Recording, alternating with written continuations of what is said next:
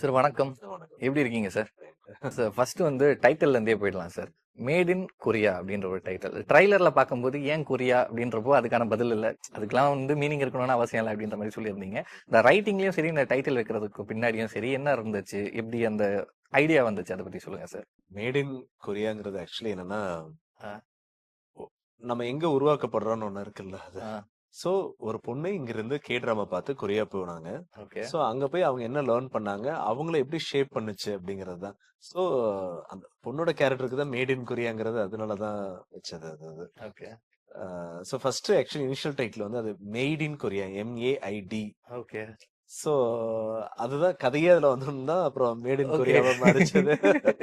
So அங்க போயிட்டு வேலை செய்யறதுக்கு ஒரு அந்த ஆமா, மாதிரின்றதுக்காக ஆமா, ஆமா. மேட் இன் கொரியா வந்து made in Korea made in கொரியாவா மாறி மாறிச்சு. போச்சு ஆ. அப்படின்னு. சரி, இந்த ப்ராஜெக்ட் எப்படி ஆரம்பிச்சிச்சு? ஆஃப்டர் நித்தம் உருவானம் இந்த ப்ராஜெக்ட் எப்படி ஸ்டார்ட் ஆச்சு? எப்போ ஸ்டார்ட் ஆச்சு? அதை பத்தி சொல்லுங்க சார். நித்தம் நித்தமுருவனத்துக்கு முன்னாலேயே இதோட ஐடியாவும் ஒன்று இருந்தது. ம்.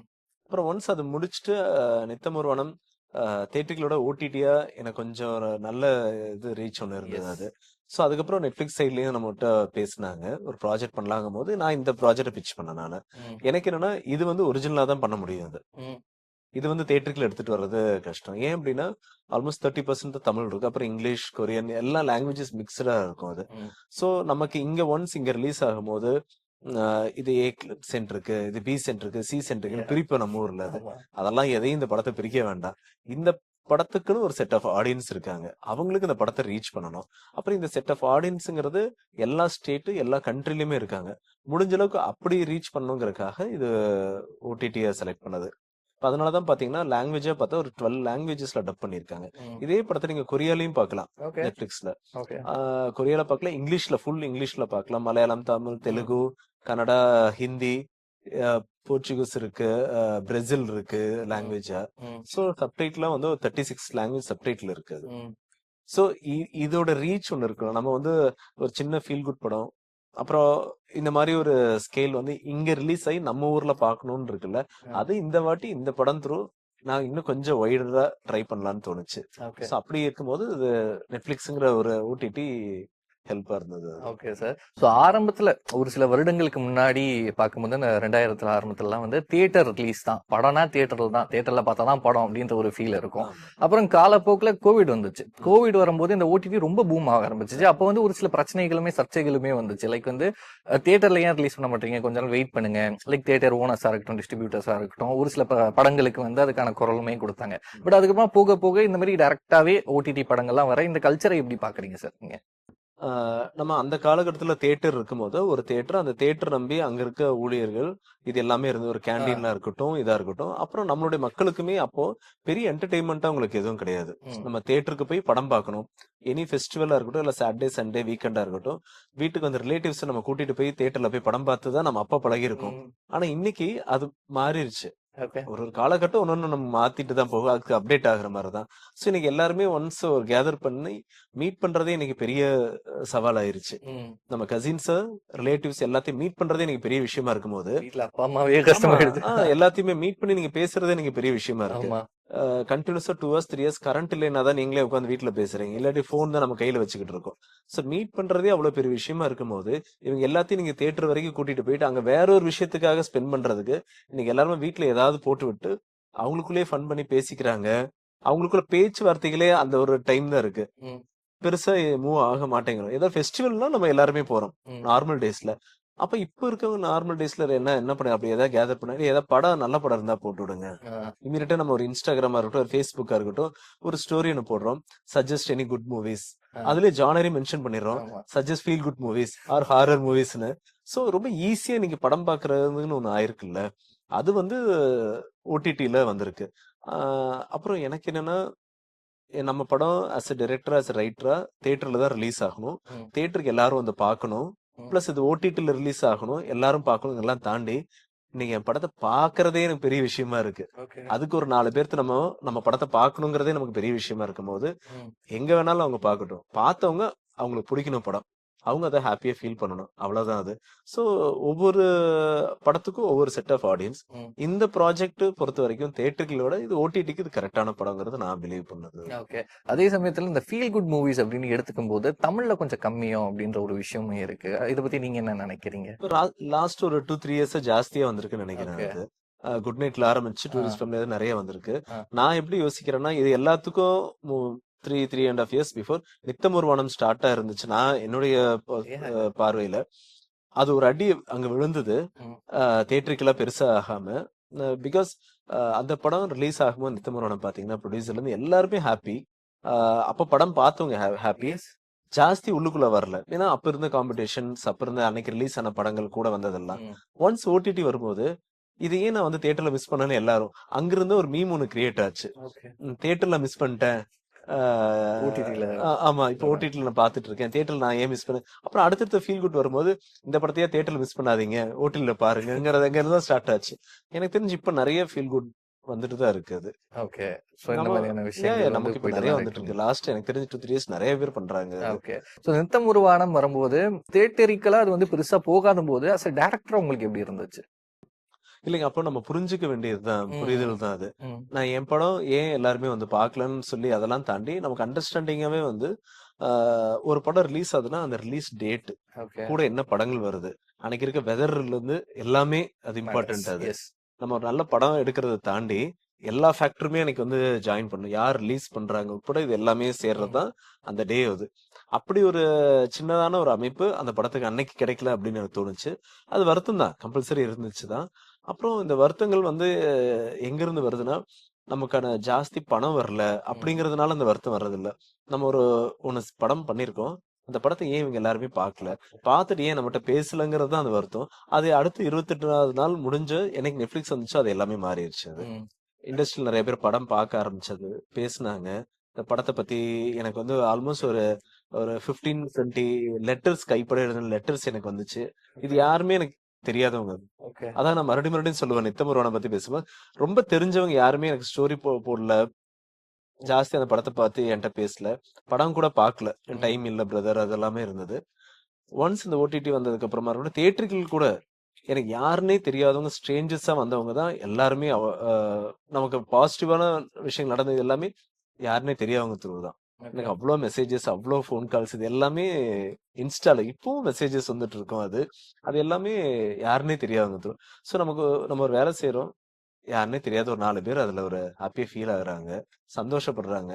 அவ்வளவுதான் அது. So, அந்த படத்தோட ரைட்டிங் ப்ராசஸ் எப்படி இருந்துச்சு? அத பத்தி ஓரளவுக்கு ஷேர் பண்ண முடியுமா? வந்து ஒரு ஃபீல் குட்டான ஒரு படம் பண்ணணுங்கிறதெல்லாம் தாண்டி எனக்கு ஒரே கதைய அந்த 2 ஹவர்ஸ் எடுத்துட்டு போக வேண்டாம். 2.5 ஹவர்ஸ் அது. அப்ப வந்து ஆந்தாலஜி மாதிரி ஏதாவது பண்ணலாமான்னு அப்ப இருந்த தாட். நான் பவுண்ட் பண்ணும்போது 2015. அந்த 2015 அந்த ஸ்கிரிப்ட் பண்ணும்போது ஆந்தாலஜில ஒரு 3 லேண்ட்ஸ்கேப் இருக்கணும், அதுக்கு 3 கதை, 3 எமோஷன்ஸ் இருக்கணும் அப்படின்னு ஃபிக்ஸ் பண்ணி அந்த பண்ண படம் தான். அது வந்து எனக்கு 16ல நடக்கிற மாதிரி இருந்தது. 2016ல நடக்கல, 2017லயும் நடக்கல, 18லயும் நடக்கல. 18ல படம் பூஜை இதே ஹோட்டல்ல தான் நடந்தது. அது 2019லயும் நடக்கல. 20ல நடக்கிற ஸ்டேஜ் வரும்போது கோவிட், ஃபைனலா 21 கிட்டத்தட்ட அதான் 6 வருஷம் அந்த படத்துக்காகவே விட்டது. 15ல பவுண்ட் பண்ண ஸ்கிரிப்ட் 22ல ரிலீஸ் ஆச்சு. அது அதோடைய டிராவல் தான் படத்தை விட பெரிய டிராவல் எனக்கு அது. ஓகே. நான் கூட பார்த்தேன், நீங்க 2001ல சம்திங் கிளம்பி வந்தீங்க அப்படின்ற மாதிரி தெரிஞ்சிருந்துச்சு. ஆமா. படம் பண்ணணும் அப்படின்னு, ஆமா, டைரக்டர் ஆமா. ஆகணும் அப்படின்னு கிளம்பி வந்தீங்க ஆமா, இந்த அப்படின்ட்டு. வருஷம் ஆல்மோஸ்ட் அதான் நான் வந்து 25 இயர்ஸ் இந்த இயரோட ஆகுது அது. பட் அந்த ஒரு ப்ராசஸ், அது ஒரு பெரிய, இப்ப பார்க்கும்போது 25 இயர்ஸ் அப்படின்றது வந்து ரொம்ப பெருசா இருக்கு. ஸோ ஃபர்ஸ்ட் படம் பண்ணும்போது வந்து 20 இயர்ஸ் அப்படின்னு. ஸோ அவ்வளோ வருஷம் வந்து ஒரு படத்துக்காக நம்ம லைஃப்ல வந்து பாதி விஷயங்கள், பாதி இயர்ஸ் வந்து அதுக்காக ஸ்பெண்ட் பண்ணி பண்ற ஒரு ப்ராசஸ் இருக்குல்ல, அது எப்படி சார் இருக்கு? இல்லைங்க, அதுதான், அது நம்ம விருப்பப்பட்ட ஒரு விஷயத்துக்காக நம்ம ஸ்பெண்ட் பண்றதுதான். கண்டிப்பா. அப்ப நான் வரும்போது எனக்கு இந்த இப்ப இருக்கிற இந்த வேர்ல்டு நமக்கு அண்டர்ஸ்டாண்டிங் இல்ல. அப்ப வந்து நான் கோபிச்செட்டிப்பாளையம் என்னோட நேட்டிவ், பக்கத்துல குழப்பணும்னு ஒரு சின்ன ஊர் அது. சோ அங்க வந்து நான் ரெகுலரா டெய்லி ஷூட் பார்ப்பேன் நான். அப்ப நிறைய ஷூட்டிங் நடக்கும் அங்க. ஸ்கூல் முடிச்சுட்டு ஷூட்டிங் பார்த்துட்டு தான் வீட்டுக்கு போறது இதெல்லாமே. சோ அங்க வந்து சினிமா மோகம்னு அங்க ஸ்டார்ட் ஆனது. ஸோ ஒன்ஸ் ஒரு 15 ஏஜ்லாம் வரும்போது 16க்குலாம் நான் கிளம்பி இங்கேயே வந்துட்டேன். இங்க வரும்போது நமக்கு ஒரு கான்டாக்ட் நம்பர் கிடையாது, அட்ரஸ் கிடையாது, எதுவுமே கிடையாது. ஸோ இங்க நம்ம கத்துக்கிட்டதான். அப்போ நான் முதல் 4 படம் 5 படம் அசிஸ்டன்ட் ஒர்க் பண்ணும்போது ஃபிலிம்ல இருந்துச்சு. அப்ப clap board must, okay. Reverse clap இருக்கும், மானிட்டர் இருக்காது. ஸோ அங்க லேர்னிங் ஒரு ப்ராசஸ் இருந்துச்சுல. 2010ல வரும்போது அது எல்லாமே மாறி ரெட் ஒன்னுன்னு ஒரு கேமரா டிஜிட்டலா மாறுது அது. யா. ஸோ அப்ப அதுக்கு அடாப்ட் ஆகுறது இருக்குல்ல. ஸோ 2011, 12ல இருந்தே படம் பண்ணணும்னு நினைச்சது தள்ளி தள்ளி தள்ளி தள்ளி போய் நடந்ததுதான் அது. அதுக்கு நடுவுல இந்த ஷார்ட் பிலிம் பண்ணணுங்கிற ஒரு இதுல அதெல்லாம் நம்ம பண்ணல. நமக்கு ஓகே. அத ஆ. வரைக்குமே நம்ம பண்ணது கிடையாது அது. சோ நமக்கு பிராக்டிகல் எக்ஸ்பீரியன்ஸா ஒரு 14 படம் நான் ஒர்க் பண்ணேன் நான் அது. ம். நான் தெலுங்கு, ஓகே. கன்னடா, தமிழ் எல்லா லாங்குவேஜ்லயுமே ஏடி ஒர்க் பண்ணணும்ட்டு அப்படி ஒர்க் பண்ணது. ம். நமக்கு full and full practical experience தாங்க அது. சோ இந்த ப்ராசஸ் வந்து எப்படி பாக்குறேன்னா, இதுதான் எல்லாத்துக்குமே நடக்கணுமான்னு கேட்டீங்கன்னா தேவை கிடையாது. ஓகே. ஒரு சில பேர்த்துக்கு டக்குன்னு கிராப் பண்ணி ஒருத்தர் வந்துருவாங்க. ஒரு சில பேர்த்துக்கு டைம் எடுக்கும். நான் ரொம்ப ஏர்லியரா வந்ததுனால எனக்கு அப்போ சின்ன சின்ன புரிதல் இல்லாம இருந்திருக்கலாம். ம். அப்புறம் எப்பவோ பண்ண வேண்டியது, நம்மளுடைய அந்த ஏஜ் அப்ப இருக்கிற வேற வேற தாட்ஸ்னால அது ம். மிஸ் ஆயிருந்திருக்கலாம் அது. பட் ஆனா இது எல்லாத்துக்கும் நடக்கணும்னு கிடையாது அது. ஓகே. பட் நான் இப்ப ரீசெண்டா பாக்குற நெறைய பேரு ஒரு ரொம்ப ஷார்ட் டேர்ம்ல தான் வந்திருப்பாங்க. டக்குனு ஒரு படம் பண்ணியிருப்பாங்க. ஸோ சினிமா வந்து ஒவ்வொருத்தருக்கும் ஒவ்வொரு லைஃப் குடுக்குதுங்க அது. அவ்வளவுதான். சினிமால வந்தவங்க எல்லாம் கஷ்டப்படணுங்கிற அவசியமும் கிடையாது அது. நெறைய பேர் வந்து இப்ப நானே அந்த டைம்ல பார்ட் டைமா வேற ஒண்ணு பண்ணிட்டு, ஃபினான்ஷியலா ஸ்ட்ராங் பண்ணிட்டு, ஏடிஎம் ஒர்க் பண்ணியிருந்திருக்கலாம். But okay. அப்ப அதெல்லாம் தெரியல அது. ஸோ இப்போ ஒரு ப்ராஜெக்ட்டா ஒண்ணு நம்ம பண்ணும்போது தான் நமக்கு நெறைய புரிதல் இப்போ வரைக்கும் லேர்னிங்ல தான் இருக்கோம் நம்ம. ஏதோ ஓகே. மேட் இன் கொரியான்னு அங்க நம்ம படம் பண்ண போயிருக்கோம். நம்ம இங்க என்ன கத்துக்கிட்டோமோ, அது எதுவுமே அங்க யூஸ் ஆகல. ம். நம்ம இங்க தமிழ் சினிமால நம்ம ஒரு வேலை கத்துருப்போம்ல. ம். இந்த வேலை அங்க எதுவுமே யூஸ் ஆகல. யூஸ் ஆகலன்னா எக்ஸிகியூஷன நான் சொல்றேன். ஓகே. ஆ நம்ம இங்க மேனேஜர்ஸ் கிட்ட நம்ம ஒண்ணு பேசி இது வேணும்னு சொல்லி கேட்டிருப்போம். நம்ம டைரக்டர் கிட்ட நம்ம ஒரு விதமா ஒரு வேலை ஒண்ணு செஞ்சிருப்போம். அவரு ஒண்ணு நம்ம கத்துக் குடுத்திருப்பாரு. இது எதுவுமே அங்க ஒர்க் ஆகல. அங்க ஒர்க் ஆகுறது எல்லாமே என்னன்னா, எனக்கு லாங்குவேஜா அங்க ஒரு சின்ன சின்ன இஷ்யூஸ் இருக்கும். ம். பிளஸ் எக்ஸிகியூஷன்ல ஓகே. நம்ம இங்க பாத்துக்கலாங்க. நாளைக்கா? சரி விடுங்க பாத்துக்கலாம். ஃபர்ஸ்ட் ஸ்டார்ட் பண்ணுங்க ஷூட்ட. பாத்துக்கலாம்னு ஒரு வார்த்தைய வச்சே நம்ம நகர்த்திட்டு போவோம்ல. அங்க அத நான் பண்ணவே முடியாது அத. ஓகே. நாளைக்கு காலையில ஷூட்னாலும் நாளைக்கு மார்னிங் டு ஈவினிங் என்னென்ன ஷார்ட்ஸ் எடுக்க போறேன்னு இன்னைக்கு நான் லிஸ்ட் குடுத்துறணும். அத நான் மாத்த முடியாது. டயலாக்ஸ் ஆன் ஸ்பாட் சேஞ்ச் பண்ண முடியாது. சோ ஒரு கார்ப்பரேட்ல ஒர்க் பண்ற ஒரு ஃபீல் இருக்கும். பட் ஆனா அது நல்லது. ஒரு எக்ஸ்பீரியன்ஸ் பிளானிங். ம். யா. அந்த பிளானிங் வந்து தான் ப்ரொடியூசருடைய மணியா இருக்கட்டும், நம்மளுடைய வொர்க்கா இருக்கட்டும், இது எல்லாத்தையுமே பேலன்ஸ் பண்ண பிளானிங் தான் அது. அந்த பிளானிங் அங்க வேற. அது லேர்ன் பண்ணியாச்சு. இப்போ லேர்னிங்ல தான் இருக்கு அது. Super sir. Very nice sir. But why you choose feel good அப்படின்றதுக்கு ஒரு காரணம் இருக்கா? சி பேசிக்கா எனக்கு அது ஃபீல் குட் பிடிக்கும். ஆ. அது பண்ணணும். அது எமோஷன்ஸ் ஹியூமனோட எமோஷன்ஸ் சொல்லணுங்கிறது அது பிடிக்கும். அதுதான் செய்றது. இது இப்ப நெக்ஸ்ட் ஒண்ணு பண்றேன். ஓகே. ஃபீல் குட் எல்லாம் இல்ல. அது மாஸா ஆக்ஷனா வேற ஒண்ணு பண்ணிட்டு இருக்காது. சோ அது அமைஞ்சதுதாங்க அது. ஓகே. லைக் ஸோ இந்த ப்ராசஸ் பத்தி சொல்லலாம் சார். லைக் இது வந்து சொல்லியிருந்தீங்க. அங்க ஷூட் பண்ணும்போது என்ன மாதிரியான டிஃபிகல்டீஸ் இருந்துச்சு அப்படின்றது. ஸோ இது வந்து நித்தம் ஒரு வானத்துக்கு அப்புறமா எழுதின ஒரு கதையோ? ஆமா நித்தம்க்கு முன்னாலே இருந்த ஐடியா. ஆ. அதுக்கப்புறம் தான் நான் பண்ணேன். ஸ்கிரிப்டா ஓகே. நான் பண்ணேன். பட் இருந்தாலும் எஸ். சாரி சொல்லுங்க. பட் இருந்தாலும் ஒரு பாயிண்ட் இருக்கும்ல. நம்ம இது இப்படி வச்சுக்கலாம் அப்படின்ற அந்த கதையோட கரு வந்து இங்கிருந்து உருவாச்சு அப்படின்ற ஒரு விஷயம் இருக்கும்ல. அந்த மாதிரி உங்களுக்கு ஏதாச்சும்? அதான் நான் வந்து இப்போ எல்லாருமே இந்த கே ட்ராமா ஓடிடில நம்ம பார்க்கிறோம். ஆ. நெறைய பார்க்கறதுக்கான சான்சஸ் கிடைக்குது. ஒரு 10 இயர்ஸ் பிஃபோர் வந்து ஓடிடில கே ட்ராமா இவ்ளோ ஸ்ட்ராங் கிடையாது. இல்ல.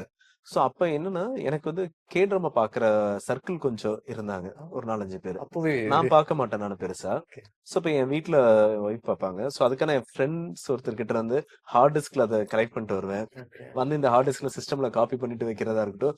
சோ இதெல்லாம் பண்ணும்போது நெறைய பேர் கேட்க ஆரம்பிச்சாங்க. ஏங்க எனக்கு ஒரு 4 டிராமா குடுங்க, 4 சீசன் குடுங்க. அப்பதான் இந்த சீசன், எபிசோட்ஸ் இதெல்லாமே தெரிஞ்சுக்க ஆரம்பிக்கிறோம். ம். எங்க உங்களுக்கு இவ்ளோ கனெக்ட் ஆயிருக்குன்னா, ஒவ்வொருத்தரும் பேசும்போது, ஒவ்வொருத்தருக்கும் ஒரு கேரக்டர் பிடிச்சிருக்கும். லைக் லீமினோன்னு ஒருத்தர் இருக்காருன்னா, அவர் வந்து பயங்கரமா பிடிச்சவங்க நெறைய பேர் இருக்காங்க. பிடிஎஸ் சாங் பிடிச்சவங்க நெறைய பேர் இருக்காங்க. சோ இதெல்லாம் பார்க்கும்போது, இது இது என்ன வேர்ல்டுன்னு தெரிஞ்சுக்க ஆரம்பிச்சது. ம். அப்புறம் தான் பார்க்குறோம் நம்ம ஓடிடியா இருக்கட்டும், இது எல்லாத்துலயும் ஃபேமஸ். நம்ம சென்னையிலேயே எடுத்துட்டீங்கன்னா, ஒரு கொரியன் ரெஸ்டாரண்ட் தான் அப்படிலாம் இருந்துச்சு. ம். அப்புறம் 2 ஆச்சு. இன்னைக்கு ஆல்மோஸ்ட் 20 பிளஸ் இருக்கு அது. ம். நெறைய ஃபுட், கல்ச்சர் எல்லாமே நம்ம தெரிஞ்சுக்க ஆரம்பிச்சுட்டோம். So Yeah. இத பேஸ் பண்ணி ஒண்ணு பண்ணலாம். அப்புறம் ஒவ்வொரு படமும் அந்தந்த காலகட்டத்துக்கு தகுந்த மாரி தான் எடுக்கணும்னு நினைப்போம். Okay. எனக்கு இது வந்து இப்ப இருக்கிற ஆடியன்ஸ் ஐ மீன் இது ஒரு செட் ஆஃப் ஆடியன்ஸ். ம். இந்த கே ட்ராமா பார்த்து கொரியாவுக்கு போகணும்னு நினைக்கிற எல்லா ஆடியன்ஸுக்கும் ஒரு தாட் ஒன்று இருக்குல்ல. அவங்களுக்குமான படமா இது இருக்கும் அது. இப்படி ஐடியா அதான் இந்த ஐடியா யோசிச்சது எழுதலாம் தாண்டி இது எக்ஸிக்யூட் பண்றது தான் பெரிய ப்ரெஷரா இருந்தது. பிகாஸ் இதுதான் ஃபர்ஸ்ட் இந்தியன் மூவி கொரியால ஷூட் பண்றது. இதுக்கு முன்னால யாருமே பண்ணதே கிடையாது. Okay. First Indo Korean movie இதுதான் அது. சோ அதனால அங்க இருக்கவங்க யாருக்கும் இங்கிலீஷ் தெரியாது. ஆ. இப்ப பிரியங்கா அவங்க தவிர அதர் ஆர்டிஸ்ட் இருப்பாங்க. யாருக்குமே இங்கிலீஷ் தெரியாது. ஸோ அப்ப நம்ம என்னன்னா அவங்களுக்கு நமக்கு தெரிஞ்ச இங்கிலீஷ் வச்சு கம்யூனிகேட் பண்றதே கஷ்டம். ஸோ ஒரு டிவைஸ் வச்சு நடிச்சு காமிச்சு இதுதான் கண்டென்ட் நம்ம ஒரு டிரான்ஸ்லேட் வச்சு சொல்றதெல்லாம் இதுதான் ப்ராசஸே அது. அது கொஞ்சம் அங்க ஃப்ரீ கஷ்டம். ப்ராசஸ் தான் அப்படின்ற மாதிரி சொல்லலாம். பட் அங்க ஷூட்டிங் எவ்வளவு நாள் போச்சு சார்? அங்க ஆல்மோஸ்ட் நான் 2 months இருந்தேங்க. அதுல ஒரு 30 days 35 days வந்து ப்ரீ ப்ரொடக்ஷன். ஓகே ஷூட் நான் வந்து 21 days தான். ஓகே இங்க ஒரு 10 days ஓவரால் மூவியே நமக்கு ஒரு ஷார்ட் டேர்ம்ல பண்ணியாச்சு அது. ஸோ அங்க ஒரு 21 days கொரியன் ஆர்டிஸ்ட், வெறும் நம்ம ஆர்டிஸ்ட் வச்சு அது ஒரு 8 days. அங்க ஒரு 27 days ஷூட் போச்சு. Okay nice sir. அண்ட் கடைசியா உங்க அப்கமிங் ப்ராஜெக்ட் அதை பத்தி ஒரு சில வார்த்தைகள் யார் பண்றா அதை பத்தி ஏதாச்சும் சொல்ல முடியும்? அது ஆல்ரெடி ஆ. சொல்லியிருக்கேங்க. நாகார்ஜுனா சார் பண்றாரு. ஆமா தெலுங்கு ப்ராஜெக்ட் ஷூட் ஆரம்பிச்சு போயிட்டு இருக்கு. ஃபைனல் அஃபிஷியல் அனௌன்ஸ்மெண்ட் அவங்க பண்ணுவாங்க நெக்ஸ்ட் மந்த் அந்த மாதிரி. Okay thank you sir. Thank you so much for your time and all the best for movie and upcoming ப்ராஜெக்ட்ஸ்க்கும் ரொம்ப வாழ்த்துக்கள். நன்றி, வணக்கம். தேங்க்யூ.